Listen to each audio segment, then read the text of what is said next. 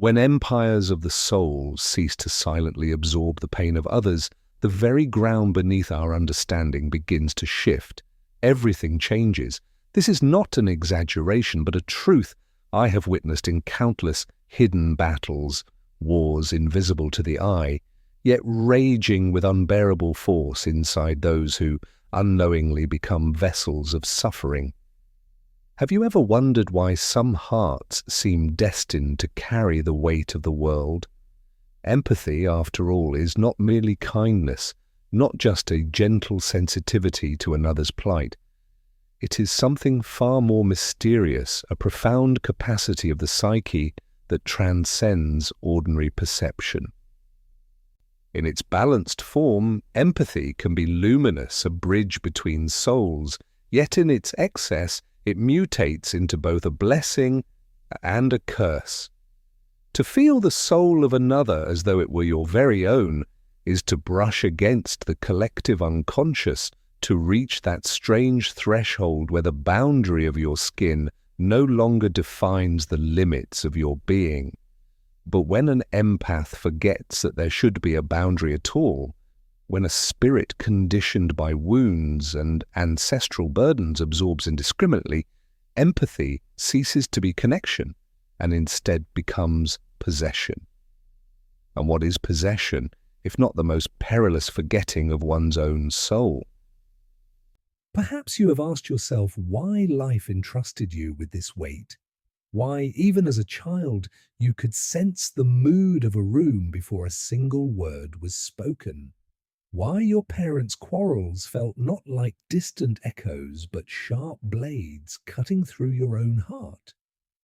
Why you carried the heaviness of a sibling, or even of a complete stranger on the bus, as though it were your private sorrow.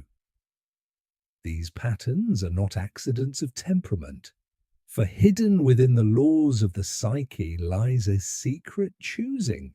Certain souls are set upon a path long before they understand its meaning.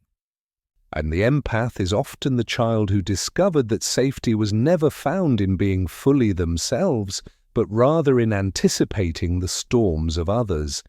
And so they stretched their invisible antenna farther and farther into the unseen world, tuning themselves to the faintest tremor, the slightest change in atmosphere. What appears to be a shining gift was in truth born out of survival. What looks like compassion was, at its root, the fruit of fear. And what seems to radiate holiness may conceal nothing more than an ancient, unhealed wound. Yet imagine, truly imagine, what begins to unfold when such an empath awakens. When they finally see that absorbing every shadow is not salvation, but a slow self-destruction. When they break free from the illusion that they must shoulder the world's pain in order to earn love or belonging. In that moment, the very architecture of the psyche begins to shift. They no longer unconsciously merge with the archetype of the sacrificial lamb, no longer wear the mask of the Christ figure who bleeds so that others may live. A new recognition dawns that sacrifice without discernment is not divine, but it is a betrayal of the soul, for the self, the true center of the psyche, does not demand endless bleeding. The self seeks not an altar of martyrdom, but a return to its wholeness. To stop absorbing pain is not to become cold, detached, or selfish. Quite the opposite, it is to discover the deeper mystery of empathy, a form that does not dissolve into the collective but radiates outward from the still, luminous center of one's being. Can we not see that what many mistake for detachment is in fact a higher form of connection? The mystics of old spoke of this same truth, though each in their own language. The Buddhists called it compassion without attachment. Christ himself hinted at this hidden balance when he said, "Love your neighbor as yourself." The words are often quoted yet rarely grasped in full. The teaching implies that love of the self is not vanity but the foundation of all other love. After all, what use is an empty vessel to a thirsty traveller? And what becomes of an empath who has poured themselves out so completely that even their own soul runs dry? The turning point always begins in the shadow. For the shadow is not only the dark impulses we repress, but also the neglected truth of our inner strength.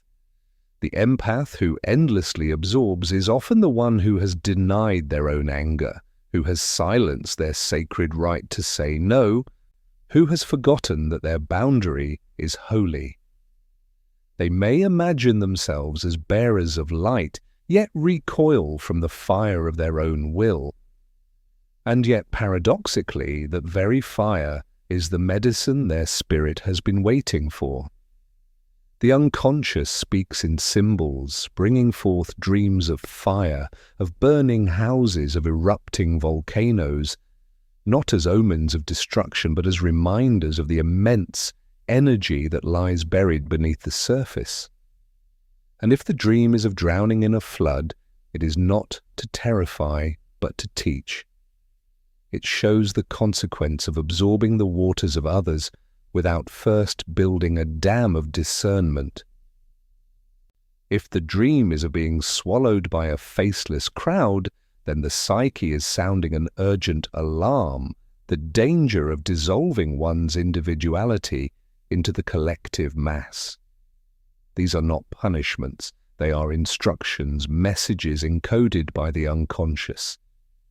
When the empath begins to listen, truly listen, they will hear the voice of the self whispering its truth. You were not created to be a sponge for the world's despair. You were created to be a mirror of divine wholeness. The archetype of the healer must evolve. First, there is the wounded healer who absorbs pain because they themselves are wounded.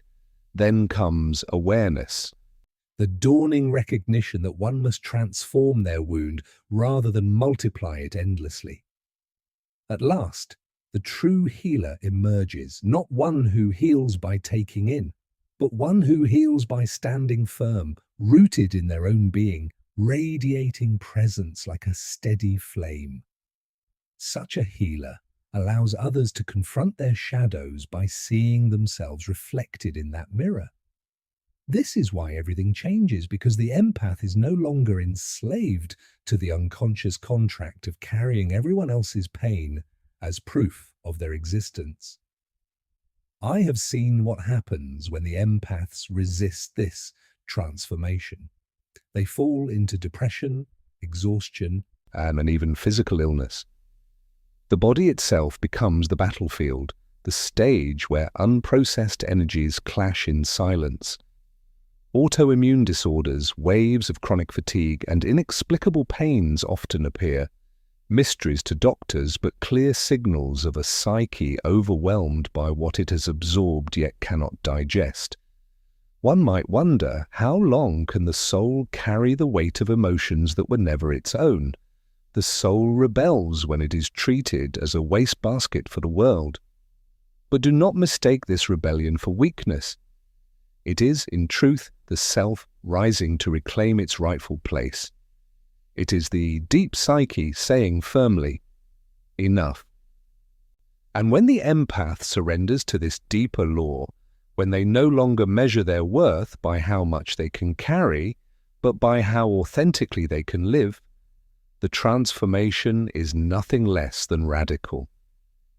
The very sensitivity that once bound them in chains becomes a compass for truth.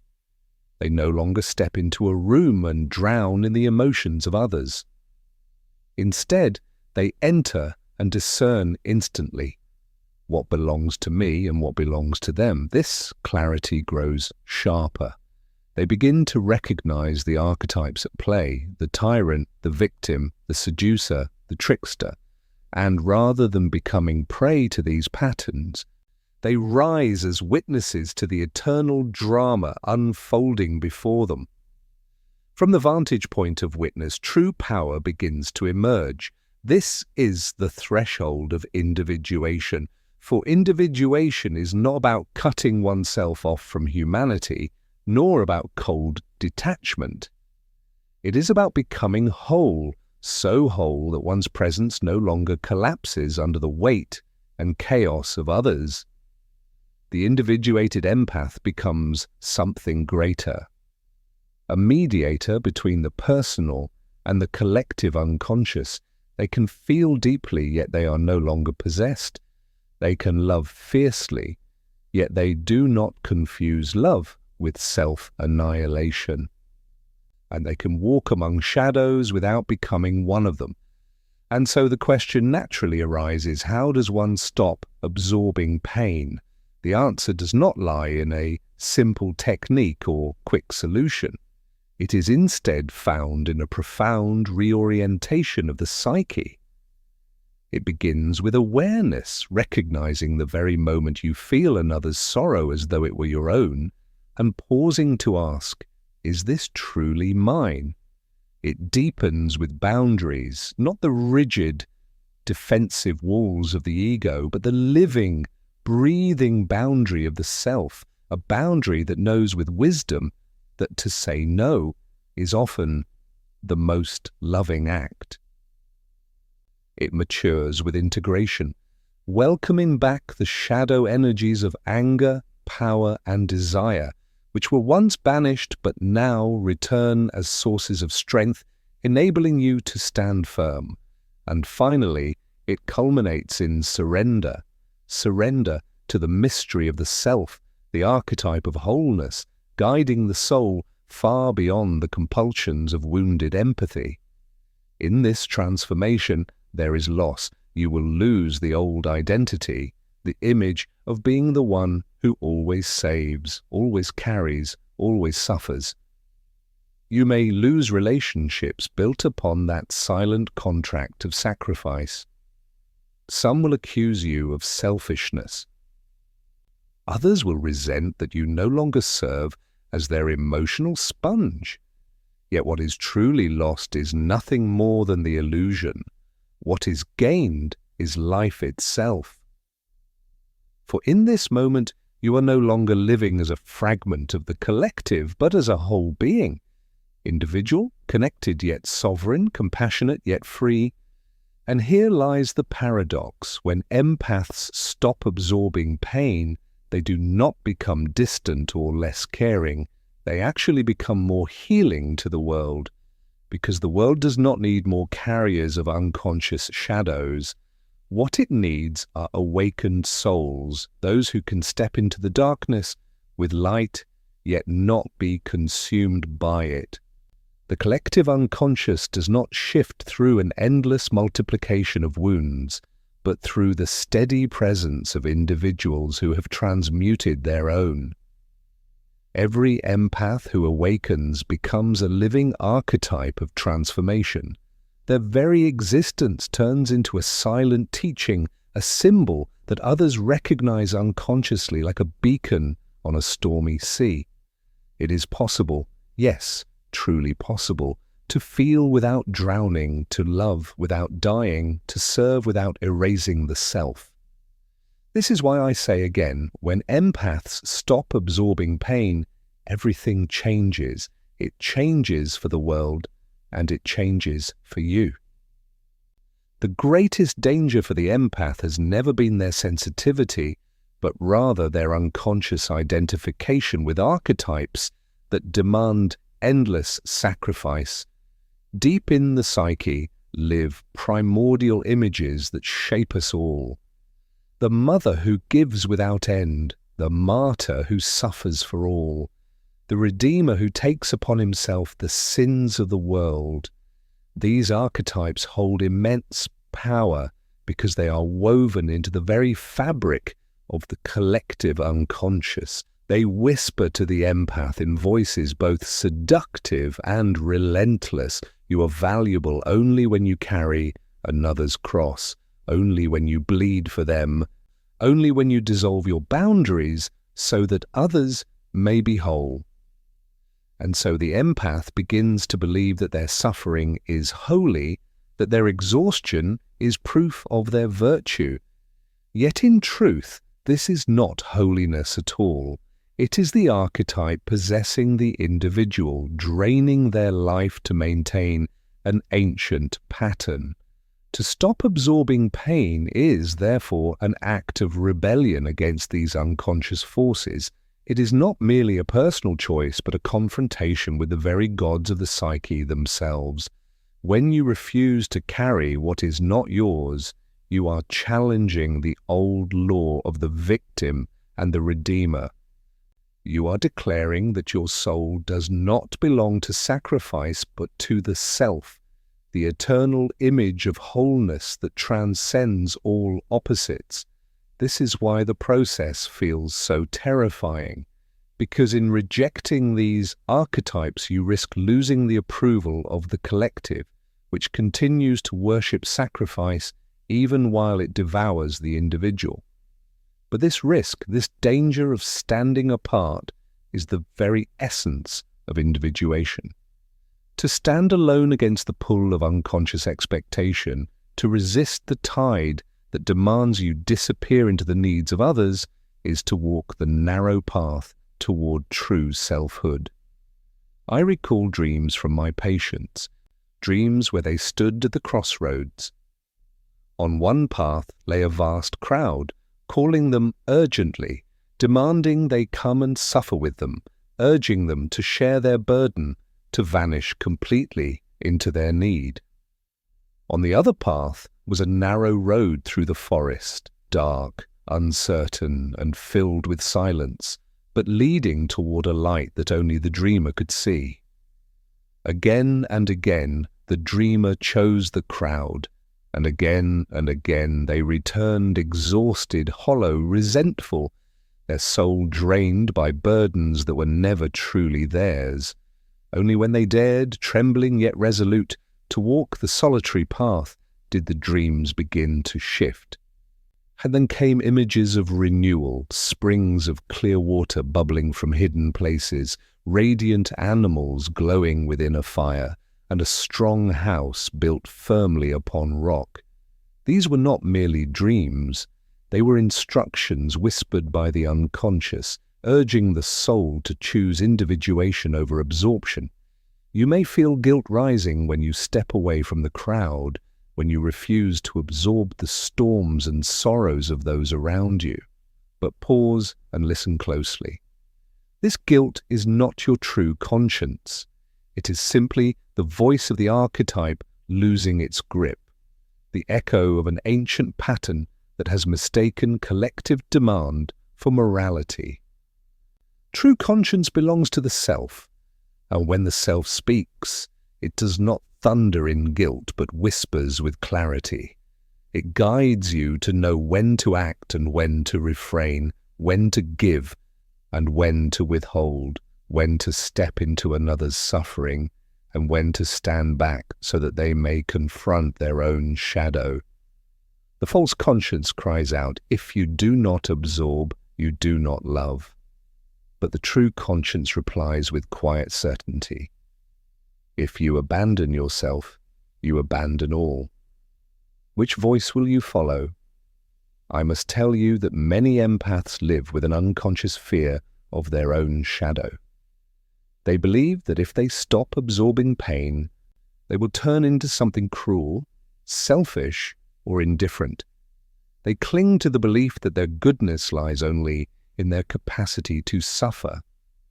Yet this belief is an illusion born of repression. The shadow of the empath is not cruelty but power. It is the fire of will, the unapologetic right to exist, the ability to say no without guilt. These qualities were often buried long ago, suppressed because they threatened the fragile balance of childhood, where saying no meant rejection, where expressing anger meant danger. And so they were repressed, leaving the empath stranded with only the passive half of their nature. But wholeness demands the return of the lost half. The anger you fear is not evil, It is the guardian of your sacred boundary. The power you suppress is not domination. It is the energy that enables you to stand upright in your own life. Without these, empathy ceases to be love. It becomes enslavement. The dreams of the empath reveal this return in symbols both fierce and tender. A woman dreams she is pursued by a wild tiger. She runs in terror until at last she turns and faces it. The tiger does not devour her. Instead, it becomes her protector, her fierce companion. A man dreams he is staggering through a desert, carrying a bleeding child in his arms, stumbling beneath the unbearable weight. Finally, he lays the child down. The child rises whole, radiant, and walks beside him, no longer a burden, but a companion. These dreams are not random images. They are the living symbols of integration. The tiger is the shadow power reclaimed. The child is the burden released when the empath finally stops running from their own shadow. In that moment, they discover with astonishment that what they had feared for so long was, in fact, their very strength. You must understand that to stop absorbing pain is not the end of empathy. It is its transfiguration, its higher form. It is the passage from unconscious empathy, which is possession, to conscious empathy, which is freedom. In unconscious empathy, you merge so completely with another that you can no longer distinguish their feelings from your own, as though your inner world had no borders. But in conscious empathy, you remain firmly rooted in the self. And from that rootedness, you perceive the emotions of others with clarity. You are no longer drowning. You are swimming. You are no longer a sponge, endlessly soaking up the suffering around you. You are a mirror, reflecting with precision. And in the mirror of your wholeness, others see themselves more truthfully than if you had carried their pain on their behalf. This is the paradox of transformation. By no longer suffering unconsciously for others, you actually give them something greater, the possibility of awakening to their own suffering. But the story does not end there. For when the empath ceases to absorb, they uncover a vast reservoir of creative energy, an energy that had been consumed for years, even decades, in the endless work of carrying what was not theirs. Once released, this energy flows outward into art, into vision, into a love that is not chained by fear, but born of freedom.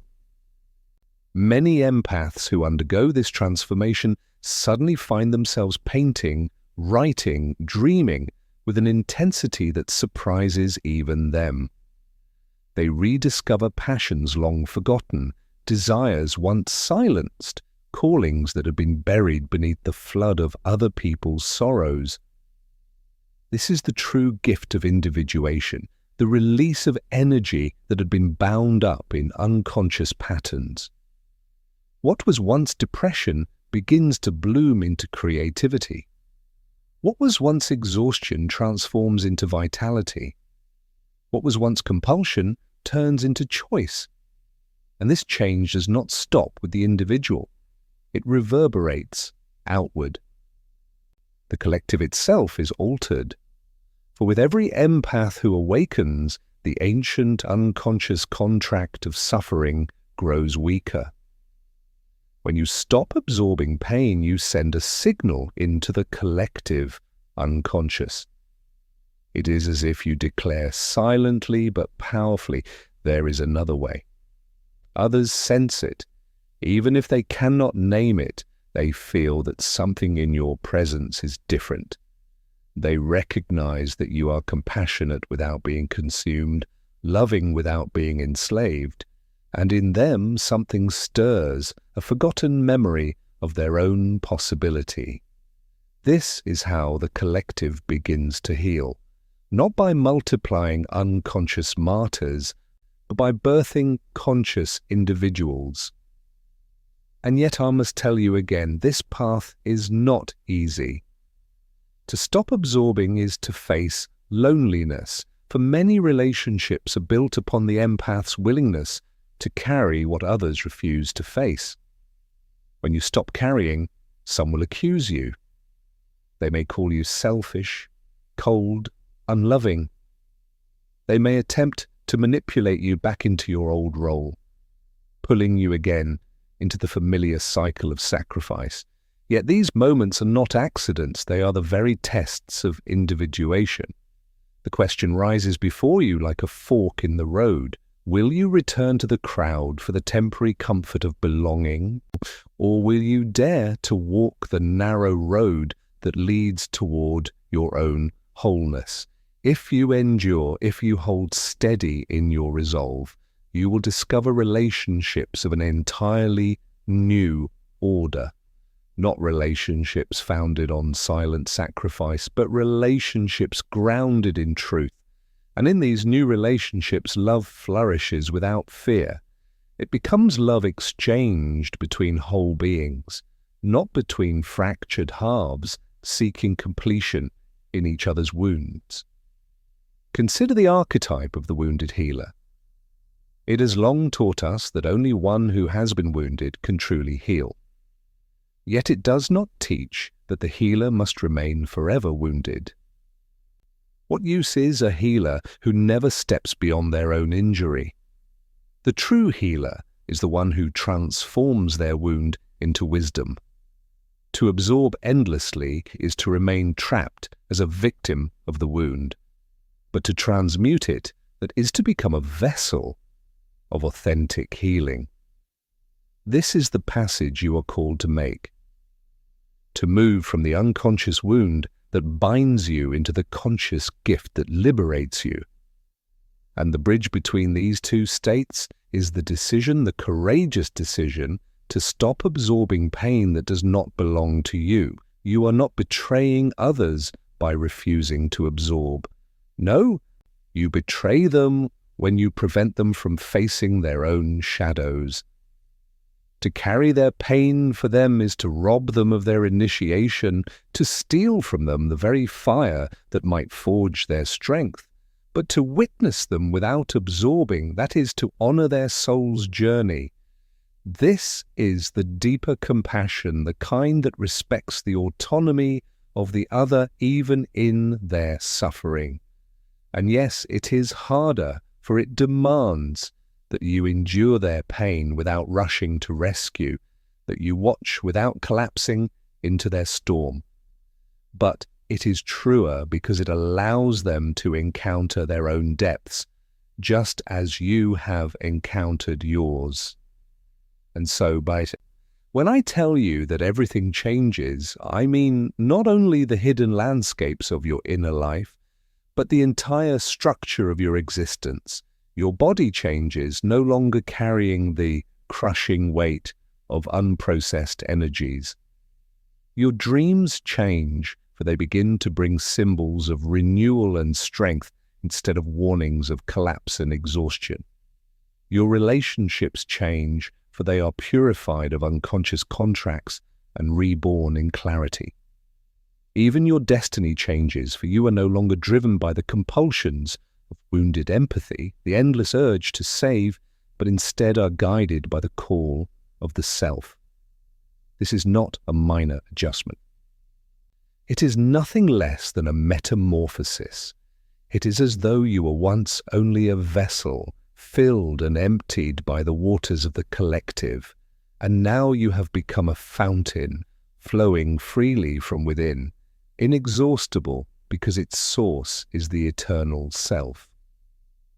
The old life dies, but in its place a new one arises, and this, my friends, is the meaning of transformation. Yet when we contemplate the empath's transformation, we must also acknowledge the tension of opposites, for the psyche does not move in straight lines, but in polarities. Healing does not arrive through denial of one pole, nor through blind attachment to the other. True healing is born when we hold both, endure their tension until at last the self reveals its third way.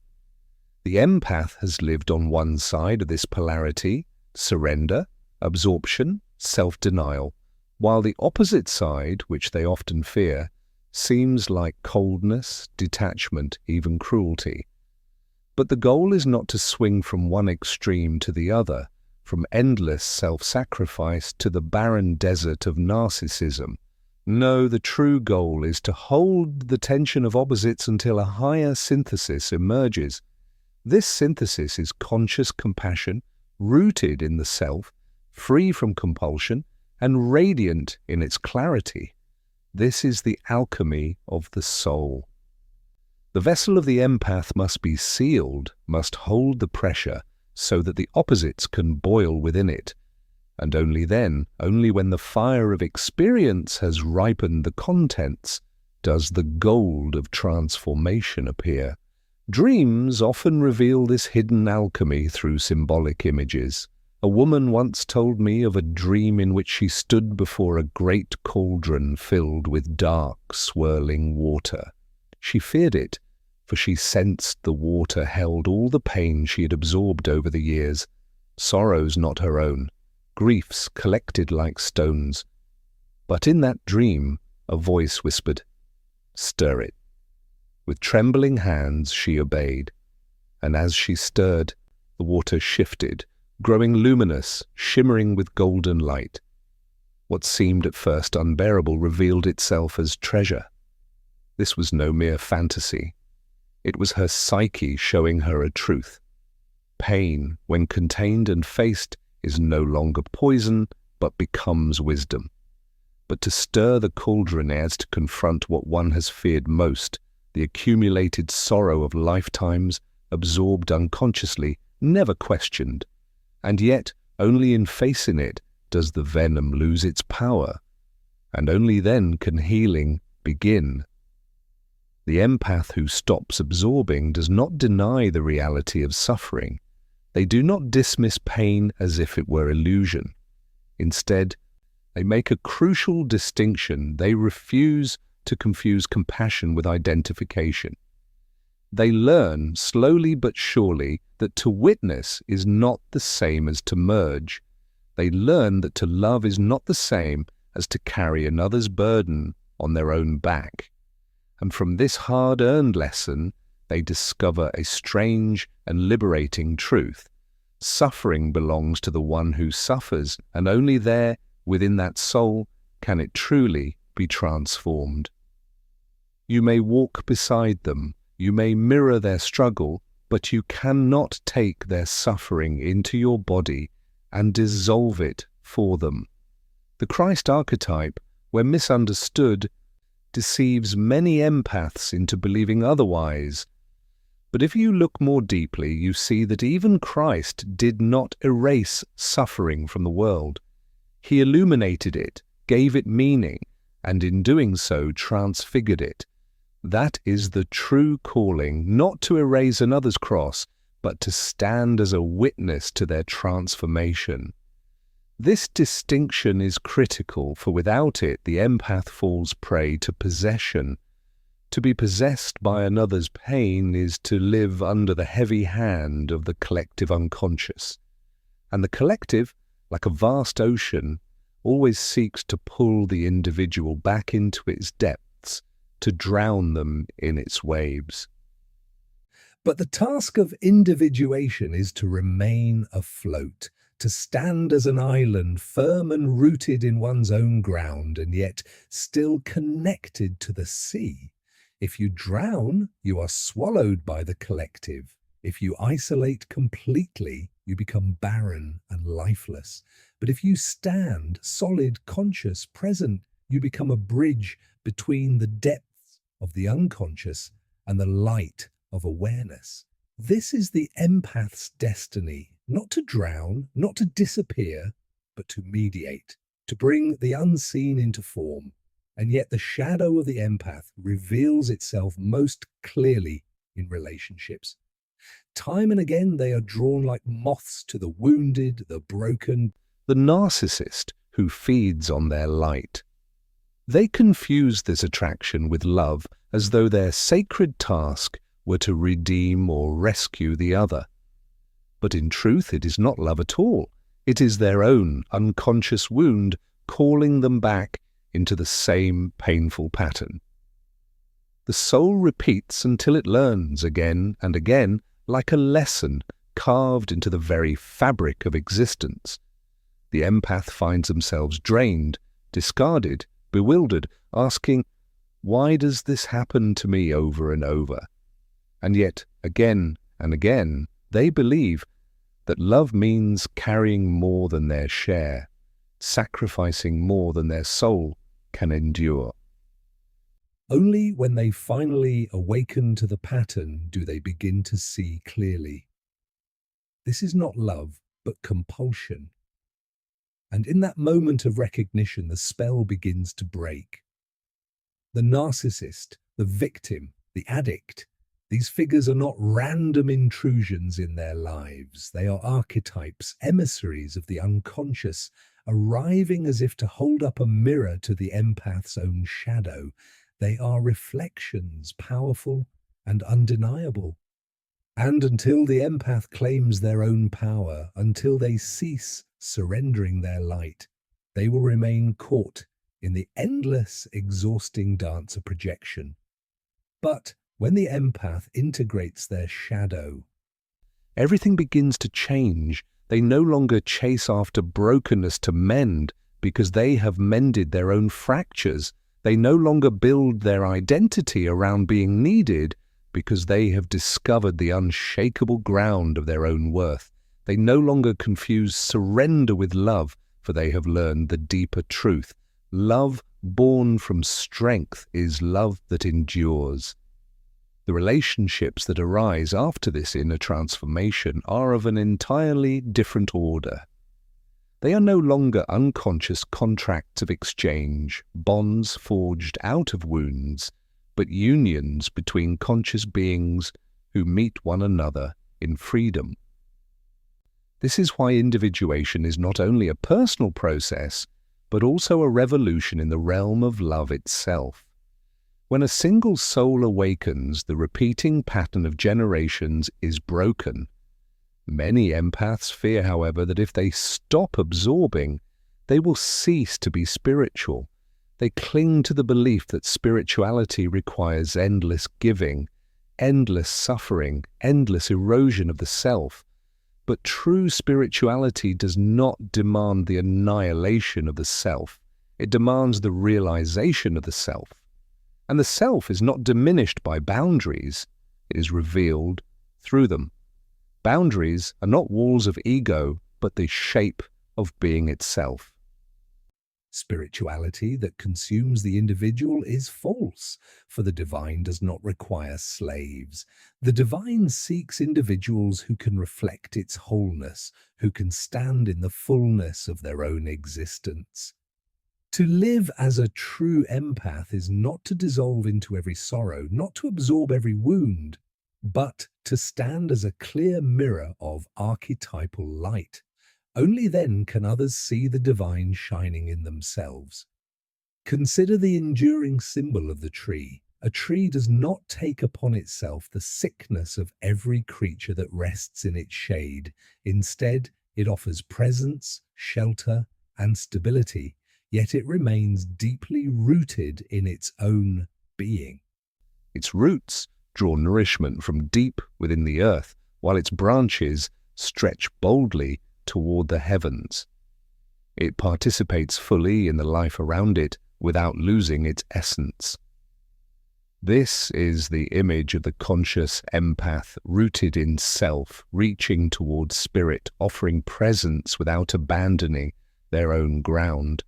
To become such a tree is the true transformation, the passage from fragility to strength, from absorption to radiance.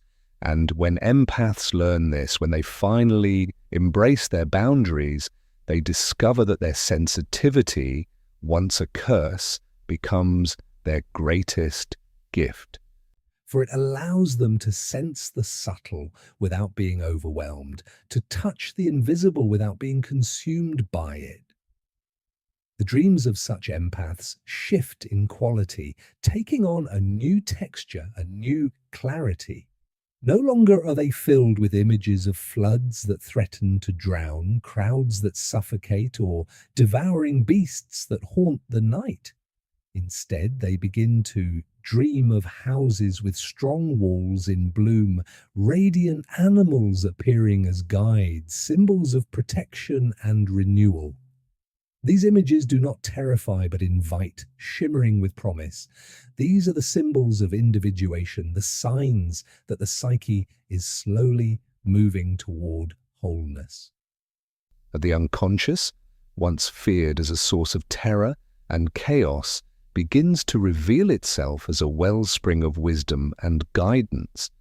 The empath learns to trust their dreams, to follow the symbols where they lead, and to allow these inner images to instruct them with patience and authority.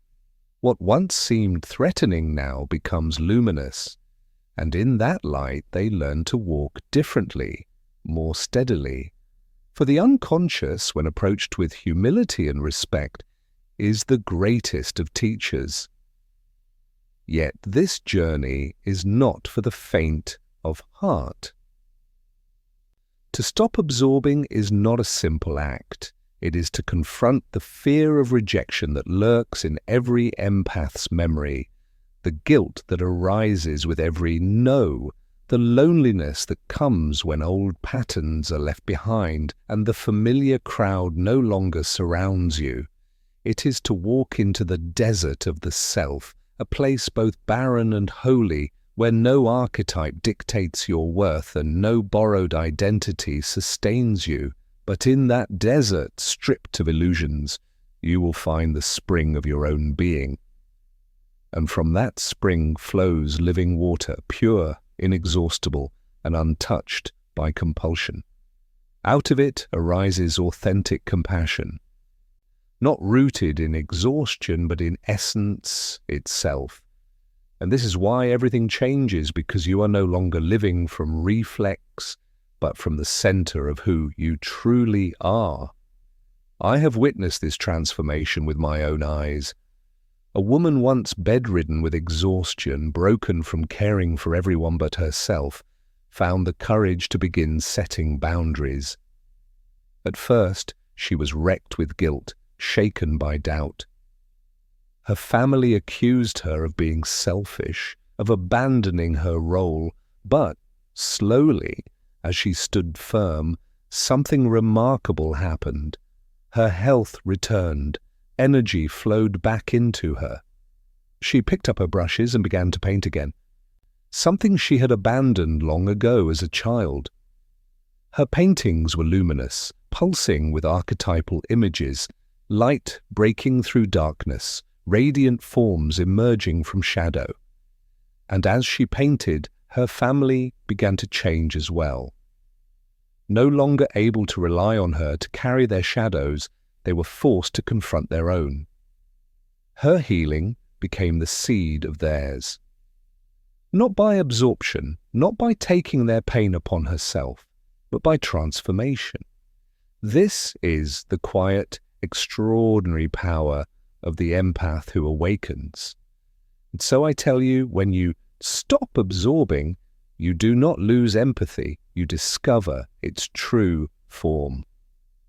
You do not become selfish, you become whole. You do not betray others, you invite them into their own wholeness.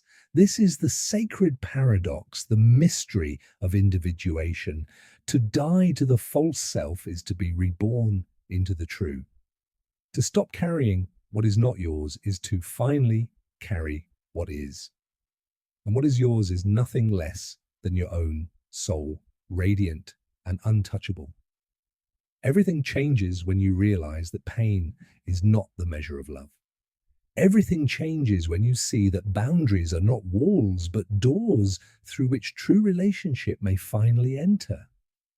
Everything changes when you awaken to the self, the archetype of wholeness, the image of God within. And from that center, you radiate a compassion that heals without enslaving, loves without annihilating, witnesses without drowning. Everything changes utterly and irreversibly. This is the destiny of the empath, the calling of the soul, the path of transformation. The time inevitably comes when the empath who has ceased to absorb pain stands before the mystery of their own soul, and in that moment the entire world appears utterly different, no longer filtered through the haze of others' wounds, no longer clouded by the weight of what does not belong to them.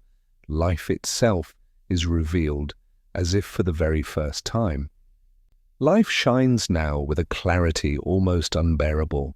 Colors appear brighter as though painted with an unseen hand. Silence deepens, carrying a resonance so profound it seems alive. Dreams grow more vivid, pulsing with archetypal meaning. This is not fantasy, nor is it mere imagination. It is the psyche freed from possession, the soul no longer drowned in the shadows of others. What once was hidden in darkness now gleams openly in the full light of consciousness, and in that light the empath realizes a truth at once humbling and exalting. They were never meant to save the world by carrying its sorrow. They were meant to reveal the world by becoming whole. Do you not see how different this is? To absorb is to act from fear, the fear of abandonment, the fear of rejection, the fear of being insignificant. But to stand whole is to act from love, love of the self, love of the divine order that sustains all things, and love of the other as they truly are, not as broken fragments to be rescued, but as complete souls walking their own path. The empath who is no longer enslaved begins to see people with new eyes. They do not view the victim with pity, but with deep respect for the trial that shapes them. They see the tyrant not simply as a monster to be destroyed, but as a distorted archetype of power, a mirror reflecting the unintegrated shadow of the collective itself. They recognize that each figure, victim, tyrant, trickster, redeemer, is a symbol in the vast drama of the unconscious. And because they no longer unconsciously take these figures into themselves, they are finally free. Freedom. This is the essence of transformation. Not the shallow freedom of doing whatever one pleases, but the profound freedom of being oneself in the face of the collective. To individuate is to stand alone but not in isolation. It is to stand in wholeness, connected yet sovereign. The empath, once scattered across the emotions of countless others, now gathers themselves into unity, their energy no longer dispersed but centered. They become, as the alchemists of old would say, the lapis philosophorum, the philosopher's stone, the symbol of wholeness. And in becoming whole, they achieve for the world what no amount of unconscious absorption could ever bring. They radiate presence. They anchor the archetypal light in the very midst of chaos. They become a living reminder that transformation is possible. This does not mean that suffering vanishes. Life will continue to confront us with its inevitable trials, with loss, with betrayal, with death. But the empath no longer mistakes these encounters for burdens to carry on behalf of others. They see them instead as initiations, as thresholds into deeper levels of consciousness. Their inner life reflects this shift. Dreams once filled with drowning waters and relentless pursuit now bring images of profound guidance. A wise old man offering a book of hidden knowledge, a radiant child leading the way forward, a mandala forming in the vastness of the sky. These are not mere fictions. They are communications from the self, the eternal center, the guiding presence that whispers through symbol and image, pointing always toward wholeness. The divine spark in the psyche, the hidden flame within, is what awakens when one learns to live in dialogue with inner images. To live in such dialogue is to live in harmony with the unconscious. And in that harmony, suffering no longer crushes the soul as an unbearable weight. It is transformed, reshaped into meaning, into wisdom, into a new possibility of being. The collective unconscious, however, will always resist such transformation. Why? Because it thrives on unconsciousness. It prefers empaths who bleed silently, who carry shadows without question, who remain enslaved to archetypes of endless sacrifice. The collective hungers for those who merge without discernment, who confuse martyrdom with love. But the awakened empath refuses this role. They no longer give their life to the collective's insatiable appetite. Instead, they live as a conscious individual, rooted in their own ground, carrying what is truly theirs. And though the world may resist such strength, the effect of a single awakened soul is undeniable, for the collective is not changed by sheer numbers, but by depth. A single individuated soul, anchored, luminous, whole, has more influence on the unconscious than 1,000 who remain asleep, repeating patterns without end. This is why everything changes when empaths awaken.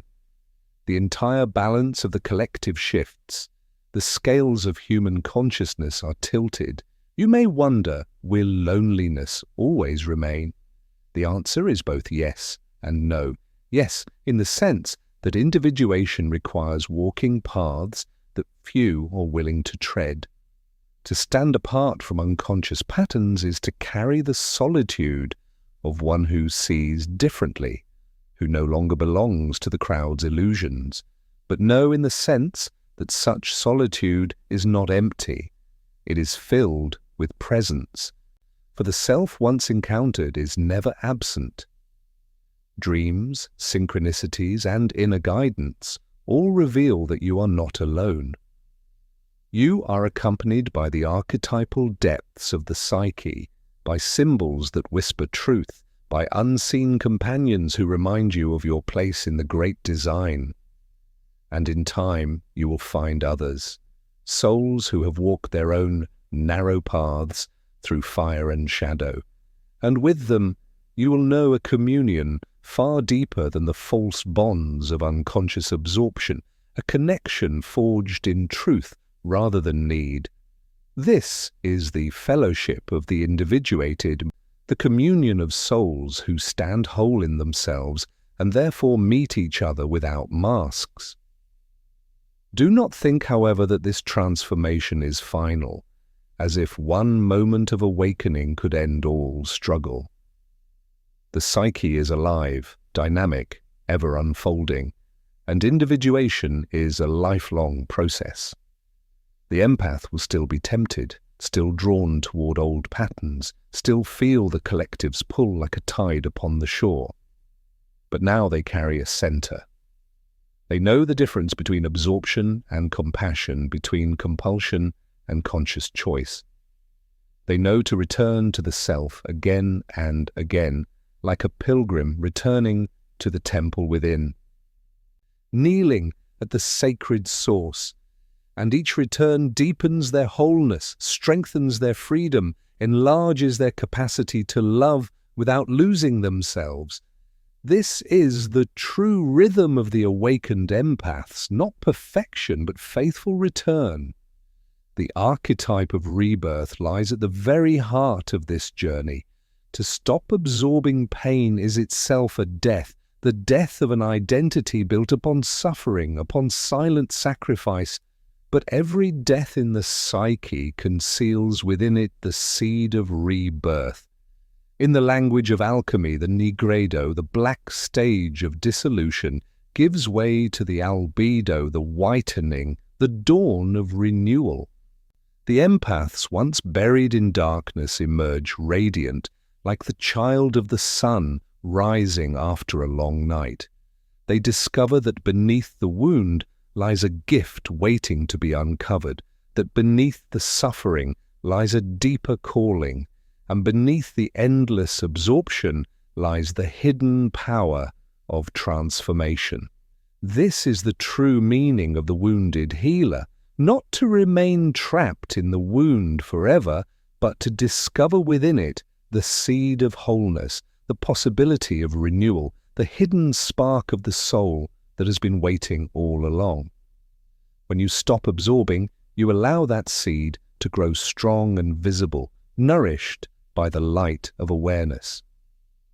And so I say once more, everything changes, not only the movements of your inner world, but the very way reality itself appears to you.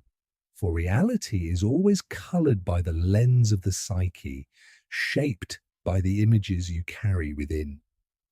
And when that lens is cleansed of the shadows of others, the world begins to shine in its true colors. You will see beauty where once you saw only pain.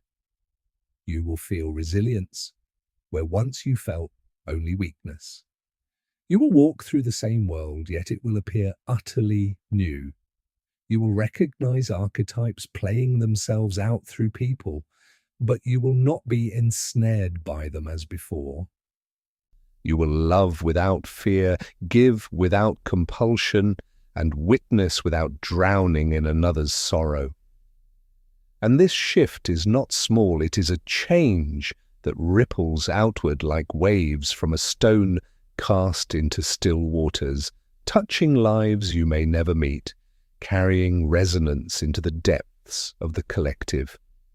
This is the true gift the empath offers when they awaken. Not the gift of endlessly carrying the pain of others, not the silent burden of sacrifice, but the luminous gift of showing the world that it is possible to be whole. And that gift, though invisible to the eye, is immeasurable in power. For the world does not heal by multiplying suffering. It heals by the presence of greater wholeness, by the reminder that freedom is possible. And you, empath, when you stop absorbing, you become a bearer of that wholeness. You become a living symbol, a mirror of the self, a reminder that we are not condemned to wander forever in unconscious patterns. You become, in truth, what you have always longed to be, a presence through which the divine speaks, not only by words, but by the very radiance of your being.